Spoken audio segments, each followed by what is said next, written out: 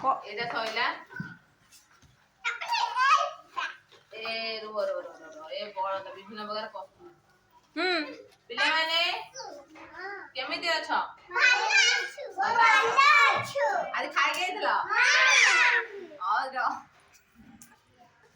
ବନ୍ଦ କର ଆଉ ଷ୍ଟାର୍ଟ করে ବାଡି ଗଳି ଟିକେ। ଆଉ ପିଲାମାନେ ଶୁଭ ସକାଳ। ହେଲା ତମେ ଖାଇଛ ଆଜି ଆମେ ଗୋଟେ ନୂଆ ବିଷୟ ପଢିବା।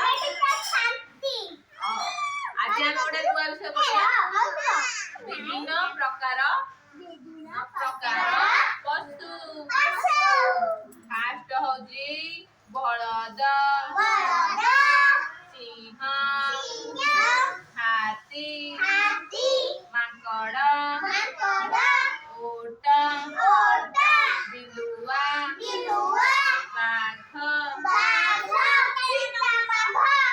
ଗଧିଆ, ଭାଲୁ, ଛେଳି, ମେଣ୍ଢା,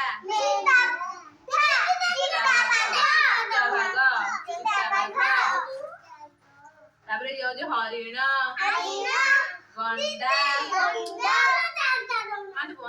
ତୁ ଗଲୁ ଘରୁ, ବଳଦ, ସିଂହ, ହାତୀ, ମାଙ୍କଡ,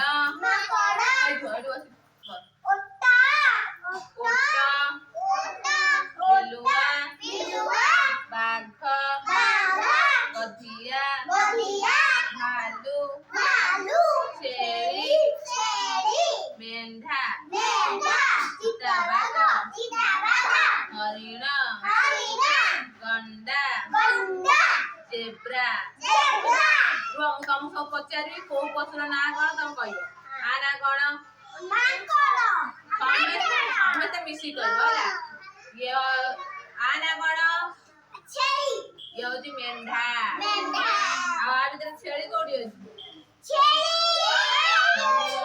ଛେଳି। ତାପରେ ହାତୀ କାହିଁ ଦେଖ ଇଏ ହଉଛି ଭାଲୁ। ହାତୀ ଏଠି ଅଛି। ହାତୀର ଶୁଣ୍ଢ ଅଛି ହେଲା। ତାପରେ କହିଲ ମାଙ୍କଡର କେତେଟା ଗୋଡ? ଦିଟା ଗୋଡ ଦିଟା ହାତ। ତାପରେ କହିଲ ଗାଈ ଅଛି?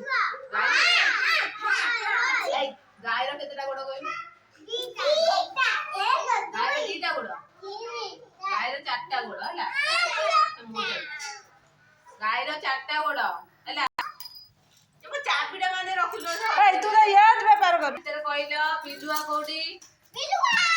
ବିଲୁଆ। ଆ ଭିତରେ କହିଲ ମାଙ୍କଡ କୋଉଠି? ତାପରେ କହିଲ ବଳଦ କୋଉଠି? ବଳଦ କାହିଁ? ବଳଦ ଫାଷ୍ଟ ଦେଖି ବଳଦ ହେଲା। ତାପରେ ପିଲାମାନେ ଏଇ ଯୋଉ ଚିତାବାଘର କେତେଟା ଗୋଡ ଗଣି କହିଲ?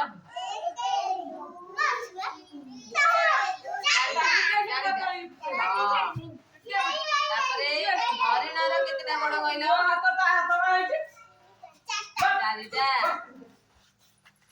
ଆଉ କୋଉଟା ଆସୁନାହିଁ ତାକୁ କହିଲ?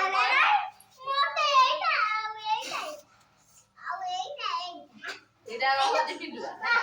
ଆଉ କୋଉଟା? ବଳଦ। ଏଇଟା ହଉଛି ମେଣ୍ଢା। ଏଇଟା କିଏ କହିଲ? ଚିତାବାଘ। ଏଇଟା ଜେବ୍ରା। ୟାକୁ ଦେଖିନଥିବ କିନ୍ତୁ ସବୁବେଳେ ତାକୁ ଦେଖୁଥିବ। ମାଙ୍କଡ ଆମର ସବୁବେଳେ ଅଛି ଗଛ ତଳେ।